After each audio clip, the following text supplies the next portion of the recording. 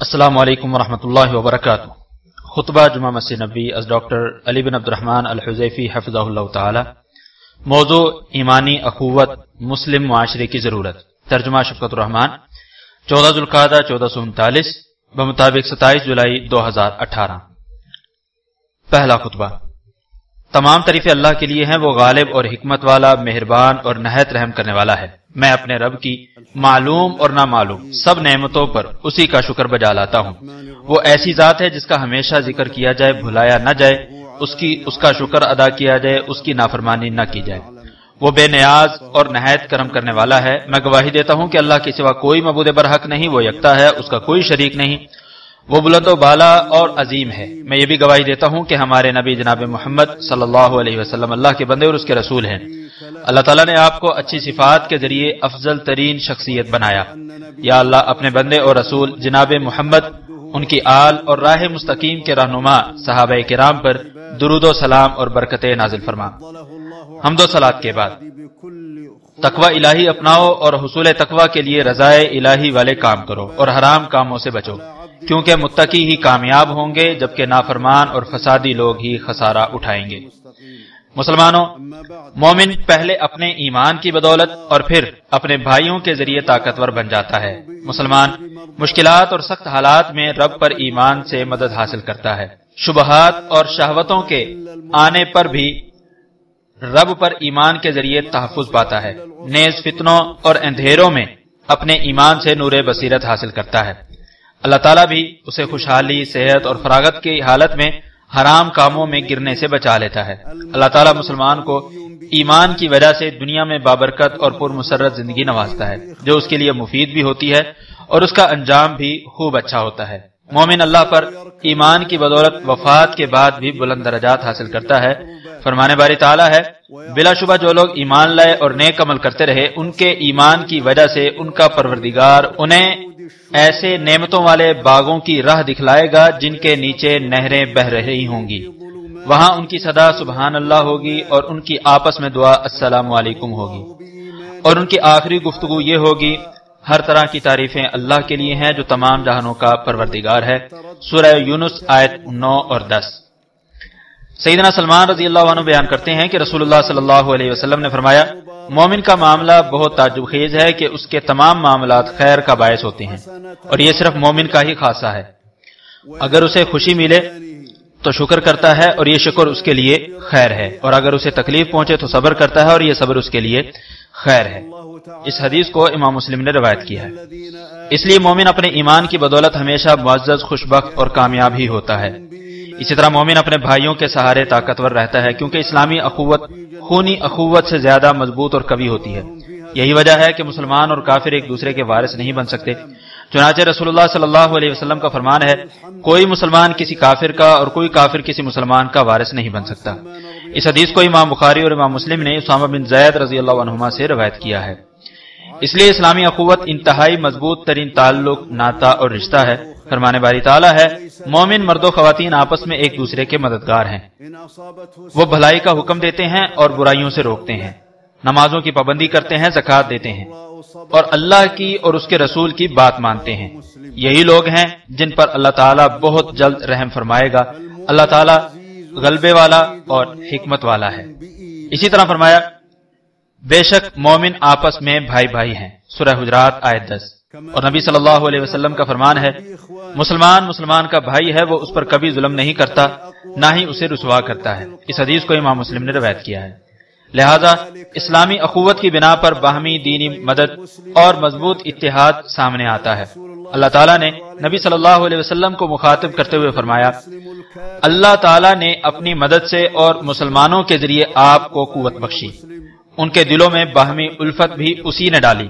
زمین میں جو کچھ ہے، آپ اگر سارے کا سارا بھی خرچ کر ڈالتے تو بھی ان کے دل آپس میں ملا نہ سکتے تھے، لیکن اللہ ہی نے ان میں الفت ڈالی، وہ غالب اور حکمتوں والا ہے۔ سورہ انفال آیت 62 اور 63۔ اسی طرح فرمایا، اے ایمان والو، اللہ سے کما حقوق ڈرو، اور تمہیں موت آئے تو صرف اسلام کی حالت میں۔ اللہ کی رسی کو سب مل کر مضبوطی سے تھام لو اور تفرقے میں مت پڑو، اور اللہ تعالیٰ کی اس وقت کی نعمت کو یاد کرو جب تم ایک دوسرے کے دشمن تھے تو اس نے تمہارے دلوں میں الفت ڈال دی، پس تم اس کی مہربانی سے بھائی بھائی ہو گئے، اور تم آگ کے گڑھے کے کنارے پہنچ چکے تھے تو اس نے تمہیں بچا لیا۔ سورہ آل عمران آیت 102 اور 103۔ دینی اخوت کی بنا پر باہمی تعاون اس لیے ہوتا ہے کہ مشترکہ فوائد حاصل ہوں اور خرابیوں سے بچاؤ ملے، نیز پورے معاشرے کو ہر قسم کی بے راہ روی اور انحراف سے تحفظ حاصل ہو۔ فرمانے باری تعالیٰ ہے، نیکی اور تقوی کے کاموں پر ایک دوسرے کا تعاون کرو، گناہ اور زیادتی کے کاموں میں باہمی تعاون مت کرو۔ سورہ المائدہ آیت 2۔ اسی طرح فرمایا، تم میں سے ایک امت ایسی ہونی چاہیے جو بھلائی کی طرف لائے اور نیک کاموں کا حکم کرے اور برے کاموں سے روکے، اور یہی لوگ فلاح اور نجات پانے والے ہیں۔ سورہ آل عمران آیت 104۔ اسلامی اخوت کے ذریعے باہمی شفقت، پیار، تکافل اور ایک دوسرے کو مکمل بنانے کی فضا پیدا ہوتی ہے۔ اسی فضا میں معاشرے کی ضروریات اور آسائشیں پوری ہوتی ہیں اور زندگی منظم گزرتی ہے۔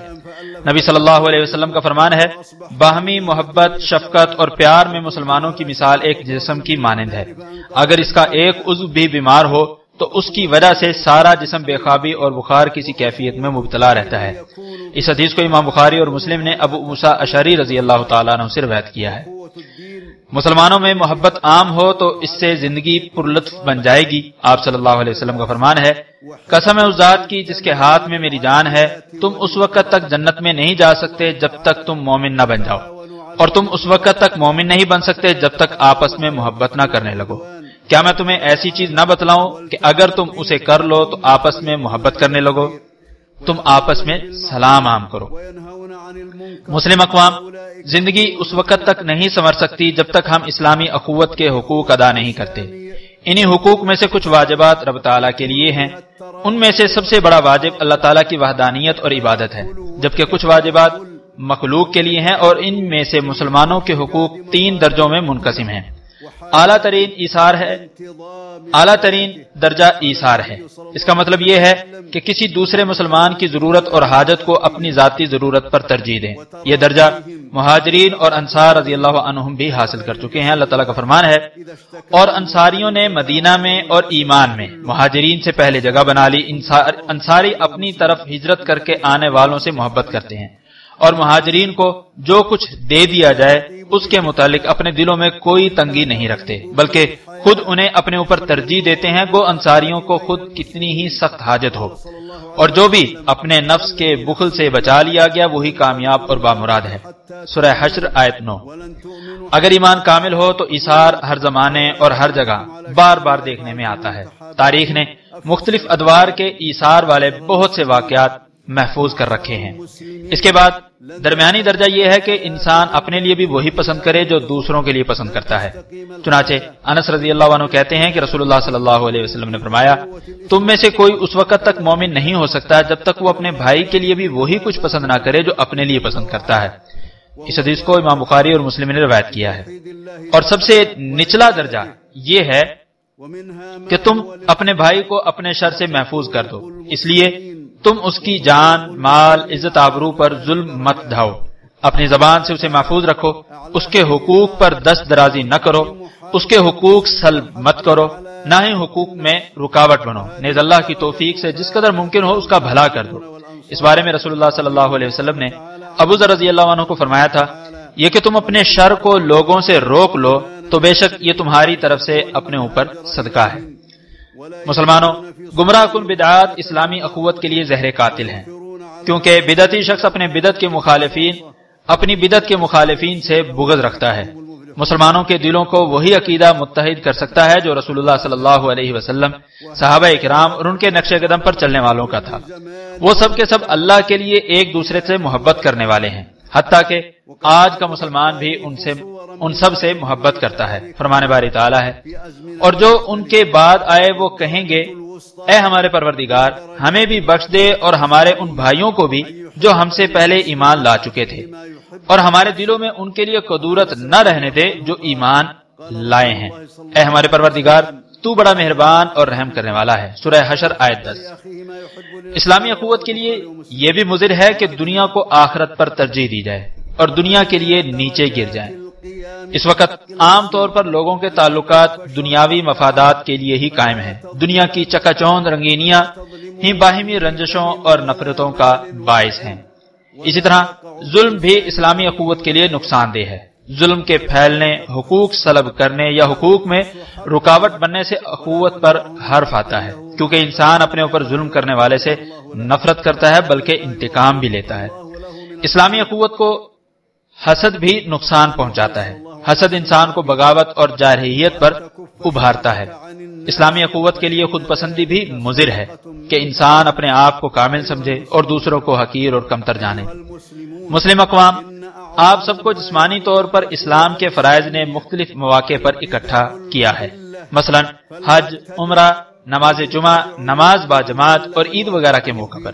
تو اسی طرح اپنے دلوں کو بھی سلف صالحین کے عقیدے پر متحد کر لیں، قرآن و سنت پر متحد کر لیں، اور یاد رکھنا کہ تم سب نے اللہ تعالیٰ کی طرف لوٹنا ہے۔ جو چیز بھی تمہیں حق بات سے روکتی ہے وہ سب یہیں چھوڑ جاؤ گے، اور تمہیں تنہا، بے ختنہ اور برہنہ جسم کے ساتھ اللہ کے سامنے کھڑا کیا جائے گا۔ تمہارے ساتھ صرف تمہاری نیکیاں یا گناہ ہوں گے۔ اللہ تعالیٰ کا فرمان ہے، جو ذرہ برابر بھی نیکی کرے گا اسے دیکھ لے گا، اور جو ذرہ برابر بدی کرے گا وہ بھی اسے دیکھ لے گا۔ سورہ زلزلہ آیت 7 اور 8۔ اس لیے آخرت میں نیکیاں ساتھ لے کر جاؤ اور گناہوں سے بچ کر رہو۔ فرمان باری تعالیٰ ہے، اور اپنے پروردگار کی بخشش اور اس جنت کی طرف دوڑ کر چلو جس کی چوڑائی آسمان اور زمین کے برابر ہے۔ وہ ان لوگوں کے لیے تیار کی گئی ہے جو خوشحالی اور تنگ دستی ہر حال میں خرچ کرتے ہیں اور غصہ پی جاتے ہیں اور لوگوں کو معاف کر دیتے ہیں۔ ایسے ہی نیک لوگوں سے اللہ محبت رکھتا ہے۔ سورہ آل عمران آیت 133 اور 134۔ اللہ تعالیٰ میرے اور آپ سب کے لیے قرآن کریم کو خیر و برکت والا بنائے، مجھے اور آپ سب کو اس کی آیات سے مستفید ہونے کی توفیق دے، اور ہمیں سید المرسلین صلی اللہ علیہ وسلم کی سیرت و ٹھوس احکامات پر چلنے کی توفیق دے۔ میں اپنی بات کو اسی پر ختم کرتے ہوئے اللہ تعالیٰ سے اپنے اور تمام مسلمانوں کے گناہوں کی بخشش چاہتا ہوں۔ تم بھی اسی سے گناہوں کی بخشش مانگو۔ دوسرا خطبہ۔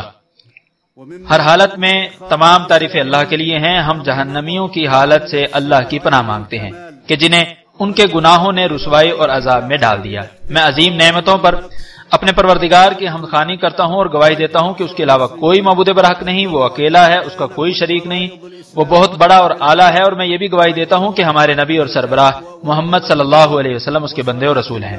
یا اللہ اپنے بندے اور رسول محمد، ان کی آل اور متقی صحابہ کرام پر رحمت، سلامتی اور برکتیں نازل فرما۔ حمد و صلات کے بعد تقوی الہی اختیار کرو، اسی کی اطاعت کرو، اللہ کے غضب سے بچو اور نافرمانی کرنے کی جسارت مت کرو۔ اللہ کے بندو، تم پر حجت قائم ہو چکی ہے، شریعت تم پر واضح ہو چکی ہے، تمہارا کوئی عذر باقی نہیں بچا، اس لیے عمل کی بھرپور کوشش کرو اور سستی مت دکھاؤ۔ فرمان باری تعالیٰ ہے، اے لوگو اپنے پروردگار سے ڈرتے رہو اور اس دن سے ڈر جاؤ جب نہ کوئی باپ اپنے بیٹے کے کچھ کام آئے گا اور نہ بیٹا باپ کے۔ اللہ کا وعدہ یقیناً سچا ہے، لہٰذا یہ دنیا کی زندگی تمہیں دھوکے میں نہ ڈالے اور نہ کوئی دھوکے باز شیطان تمہیں اللہ کے بارے میں دھوکے میں ڈالے۔ سورہ لقمان آیت 33۔ نیز موت اور اس کے بعد ہونے والی ہولناکیاں ذہن نشین رکھنا، ان سے صرف اعمال صالح ہی بچا پائیں گے۔ رسول اللہ صلی اللہ علیہ وسلم کا فرمان ہے، لذتوں کو پاش پاش کر دینے والی کو یاد کرو، یعنی موت کو۔ اللہ کے بندو، اللہ تعالیٰ نے تمہیں اپنے نبی پر درود و سلام پڑھنے کا حکم دیتے ہوئے فرمایا، یقیناً اللہ اور اس کے فرشتے نبی پر درود بھیجتے ہیں، اے ایمان والو تم بھی ان پر درود و سلام پڑھو۔ اور نبی صلی اللہ علیہ وسلم کا فرمان ہے، جو شخص مجھ پر ایک بار درود پڑھے گا اللہ تعالیٰ اس پر 10 رحمتیں نازل فرمائے گا۔ اس لیے سید الاولین والآخرین اور امام المرسلین پر درود و سلام پڑھو۔ اللہم صلی علی محمد وعلی آل محمد کما صلیت علی ابراہیم وعلی آل ابراہیم انک حمید مجید۔ اللہم بارک علی محمد وعلی آل محمد کما بارکت علی ابراہیم وعلی آل ابراہیم انک حمید مجید وسلم تسلیما کثیرا۔ یا اللہ تمام صحابہ کرام سے راضی ہو جا۔ یا اللہ ہدایت یافتہ خلفائے راشدین ابو بکر، عمر، عثمان، علی اور تمام صحابہ کرام سے راضی ہو جا۔ تابعین کرام اور قیامت تک ان کے نقش قدم پر چلنے والے تمام لوگوں سے راضی ہو جا۔ یا اللہ ان کے ساتھ ساتھ اپنی رحمت و کرم اور جود و سخا کے صدقے ہم سے بھی راضی ہو جا یا رب العالمین۔ یا اللہ اسلام اور مسلمانوں کو غلبہ نصیب فرما۔ یا اللہ اسلام اور مسلمانوں کو غلبہ نصیب فرما۔ یا اللہ کفر اور کافروں کو ذلیل و رسوا فرما۔ یا اللہ شرک اور مشرکوں کو ذلیل و رسوا فرما یا رب العالمین۔ اور دین دشمنوں کو تباہ و برباد فرما، بے شک تو ہر چیز پر قادر ہے۔ یا اللہ اپنے دین، قرآن اور سنت نبوی کا بول بالا فرما یا رب العالمین۔ یا اللہ اپنے دین، قرآن اور سنت نبوی کا بول بالا فرما۔ یا اللہ اپنی رحمت کے صدقے تمام مسلمان مرد اور خواتین کے معاملات سنوار دے، تمام مومن مرد و خواتین کے معاملات سنوار دے۔ یا اللہ مسلمانوں کو جتنی بھی مشکلات، پریشانیوں اور تکالیف کا سامنا ہے، یا اللہ اپنی رحمت کے صدقے ان سب کو ختم فرما دے یا رب العالمین۔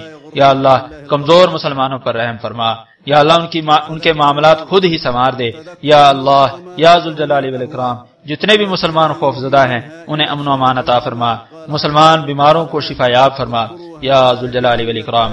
یا اللہ ہمیں ہمارے نفسوں اور بدعمالیوں کے شر سے محفوظ فرما، یا اللہ ہم سب مسلمانوں کو تمام شریروں کے شر سے محفوظ فرما یا رب العالمین۔ یا اللہ ہمیں اور ہماری اولاد کو شیطان، شیطانی چیلوں، لشکروں اور شیطان کے ہمنواؤں سے محفوظ فرما یا رب العالمین، بے شک تو ہر چیز پر قادر ہے۔ یا اللہ شیطانوں پر اپنی پکڑ نازل فرما، یا اللہ جادوگر شیطانوں پر اپنی پکڑ نازل فرما، یا اللہ ان پر اپنی ایسی پکڑ نازل فرما جس سے کسی مجرم کو خلاصی نہ مل سکے۔ یا اللہ ان کی مکاریاں تباہ فرما دے، یا اللہ ان کی مکاریاں تباہ فرما دے، یا اللہ ان کی چال بازیاں تباہ فرما دے، یا اللہ ان کے شر سے ہمیں محفوظ فرما یا رب العالمین یا ذوالجلال والاکرام۔ یا اللہ ہم تجھ سے دعا گو ہیں کہ ہمارے گناہ معاف فرما دے، کیونکہ تو ہی غفور و رحیم ہے۔ یا اللہ ہم تجھ سے ہمہ قسم کی خیر کا مطالبہ کرتے ہیں، یا اللہ ہم تجھ سے ہمہ قسم کی بھلائی مانگتے ہیں، چاہے وہ ہمیں معلوم ہے یا نہیں معلوم، یا اللہ چاہے وہ جلدی سے ملنے والی ہیں یا دیر سے۔ یا اللہ ہر قسم کی برائی سے تیری پناہ مانگتے ہیں،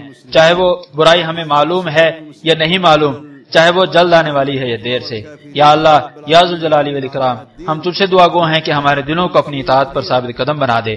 یا اللہ اپنی رحمت کے صدقے ہمیں اور تمام مسلمانوں کو دین کی سمجھ عطا فرما دے یا ارحم الراحمین، بے شک تو ہر چیز پر قادر ہے۔ یا اللہ اپنے بندے خادم حرمین شریفین کو تیری مرضی کے کام کرنے کی توفیق عطا فرما، یا اللہ انہیں تیری مرضی کے مطابق توفیق عطا فرما، یا اللہ ان کی تمام تر کاوشیں تیری رضا کے لیے مختص فرما یا رب العالمین۔ یا اللہ ان کی ہر اچھے کام کے لیے مدد فرما، یا اللہ ان کے ولی عہد کو بھی صرف وہی کام کرنے کی توفیق عطا فرما جن میں تیری رضا ہو، یا اللہ ان کی بھی تیری مرضی کے مطابق رہنمائی فرما اور ان کی تمام تر کاوشیں تیری رضا کے لیے مختص فرما لے۔ یا اللہ دونوں کے ذریعے اسلام اور مسلمانوں کو فائدہ پہنچا یا رب العالمین۔ یا اللہ دونوں کو ہدایت یافتہ اور رہبر بنا دے یا رب العالمین۔ یا اللہ ہمارے ملک کی ہمہ قسم کے شر اور مکاری سے حفاظت فرما یا رب العالمین۔ یا اللہ مسلمانوں کو گمراہ کرنے والی بدعات سے محفوظ فرما، یا اللہ ایسی تمام بدعات کا خاتمہ فرما دے۔ یا اللہ ہم تجھ سے سوال کرتے ہیں کہ مہنگائی، وبائی امراض، سود، زنا، زلزلے، مصیبتیں اور اندوہناک ظاہری اور باطنی فتنوں کا خاتمہ فرما دے۔ یا اللہ اپنی رحمت کے صدقے ان کا خاتمہ فرما دے یا ارحم الراحمین۔ یا اللہ ہمارے فوجیوں کی حفاظت فرما، یا اللہ ہمارے فوجیوں کی حفاظت فرما یا رب العالمین۔ یا اللہ ہمارے فوجیوں کی خصوصی حفاظت فرما، بے شک تو ہر چیز پر قادر ہے۔ یا اللہ ہم تجھ سے دعا کرتے ہیں کہ ان کے تمام معاملات سوار دے، انہیں جن چیزوں کے بارے میں خدشات لاحق ہیں ان کی حفاظت فرما، بے شک تو ہر چیز پر قادر ہے۔ اپنی جانوں کا نذرانہ پیش کرنے والے فوجیوں کو شہداء میں قبول فرما اور زخمیوں کو جلد از جلد شفا یاب فرما، بے شک تو ہر چیز پر قادر ہے۔ اللہ کے بندو، اللہ تعالیٰ تمہیں عدل، احسان اور قریبی رشتہ داروں کو دینے کا حکم دیتا ہے اور تمہیں فحاشی، برائی اور سرکشی سے روکتا ہے۔ اللہ تعالیٰ تمہیں واعظ کرتا ہے تاکہ تم نصیحت پکڑو۔ اللہ کا تم ذکر کرو، وہ تمہیں کبھی نہیں بھولے گا۔ اس کی نعمتوں پر شکر ادا کرو، وہ تمہیں اور زیادہ عنایت کرے گا۔ اللہ کا ذکر بہت بڑی عبادت ہے، اللہ تعالیٰ جانتا ہے جو تم کرتے ہو۔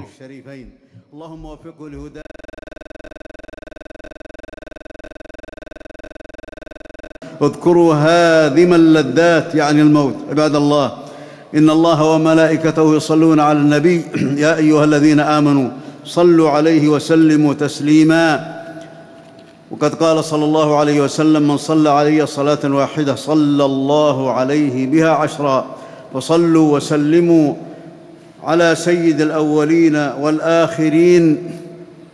اللهم صل وسلم، اللهم صل على محمد وعلى آل محمد كما صليت على إبراهيم وعلى آل إبراهيم إنك حميد مجيد. اللهم بارك على محمد وعلى آل محمد كما باركت على إبراهيم وعلى آل إبراهيم إنك حميد مجيد، وسلم تسليما كثيرا. اللهم وارض عن الصحابة أجمعين، اللهم وارض عن الخلفاء الراشدين أبي بكر وعمر وعثمان وعلي وعن سائر أصحاب نبيك أجمعين وعن التابعين ومن تبعهم بإحسان إلى يوم الدين. اللهم ارض عنا معهم بمنك وكرمك ورحمتك يا أرحم الراحمين. اللهم أعز الإسلام والمسلمين، اللهم أعز الإسلام والمسلمين وأذل الكفر والكافرين يا رب العالمين، ودمر أعداء الدين، إنك على كل شيء قدير. اللهم انصر دينك وكتابك وسنة نبيك يا رب العالمين. اللهم انصر دينك وكتابك وسنة نبيك. اللهم تول أمر كل مؤمن ومؤمنة وأمر كل مسلم ومسلمة برحمتك يا أرحم الراحمين. اللهم اكشف وارفع عن المسلمين ما نزل به من البلاء والكرب يا رب العالمين. اللهم ارحم ضعفهم، اللهم تول أمرهم، اللهم يا ذا الجلال والإكرام أمن خائفهم واشف مريضهم يا ذا الجلال والإكرام. اللهم إنا نسألك أن تعيذنا من شرور أنفسنا ومن سيئات أعمالنا، وأعذنا من شر كل ذي شر يا رب العالمين. اللهم أعذنا وأعذ ذرياتنا من إبليس وجنوده وشياطينه وأتباعه يا رب العالمين، إنك على كل شيء قدير. اللهم عليك يا ذا الجلال والإكرام، اللهم عليك بالشياطين السحرة، اللهم أنزل بهم بأسك الذي لا يرد عن القوم المجرمين. اللهم أبطل كيدهم، اللهم أبطل كيدهم، اللهم أبطل كيدهم وأبطل مكرهم وادفع شرورهم يا رب العالمين يا ذا الجلال والإكرام. اللهم إنا نسألك أن تغفر لنا ذنوبنا، إنك أنت الغفور الرحيم. نسألك الخير كله، نسألك من الخير كله عاجله وآجله ما علمنا منه وما لم نعلم، ونعوذ بك من الشر كله عاجله وآجله ما علمنا منه وما لم نعلم. اللهم إنا نسألك يا ذا الجلال والإكرام نسألك أن تثبت قلوبنا على طاعتك. اللهم فقهنا والمسلمين في الدين برحمتك يا أرحم الراحمين، إنك على كل شيء قدير. اللهم وفق عبدك خادم الحرمين الشريفين، اللهم وفقه لهداك واجعل عمله في رضاك يا رب العالمين. اللهم أعنه على كل خير، اللهم وفق ولي عهده لما تحب وترضى، اللهم وفقه لهداك واجعل عمله في رضاك. اللهم أعنه على كل خير، اللهم اجعلهما من الهداة المهتدين، وانفع بهما الإسلام والمسلمين يا رب العالمين. اللهم احفظ بلادنا من كل شر ومكروه يا رب العالمين. اللهم عليك بالبدع المضلة التي أضلت يا رب العالمين الكثير من المسلمين. اللهم عليك بالبدع. اللهم إنا نسألك يا ذا الجلال والإكرام أن تدفع عنا الغلا، اللهم ادفع عنا الغلا والوبا والربا والزنا والزلازل والمحن وسوء الفتن ما ظهر منها وما بطن برحمتك يا أرحم الراحمين. اللهم احفظ جنودنا يا رب العالمين، اللهم احفظهم بحفظك، إنك على كل شيء قدير. اللهم إنا نسألك أن تتولى أمورهم وأن يا رب العالمين تحفظ لهم ما يخافون عليه، إنك على كل شيء قدير، وأن تتقبل موتاهم في الشهداء وأن تشفي مرضاهم، إنك على كل شيء قدير. عباد الله، إن الله يأمر بالعدل والإحسان وإيتاء ذي القربى وينهى عن الفحشاء والمنكر والبغي يعظكم لعلكم تذكرون. فاذكروا الله العظيم الجليل يذكركم واشكروه على نعمه يزدكم، ولذكر الله أكبر، والله يعلم ما تصنعون.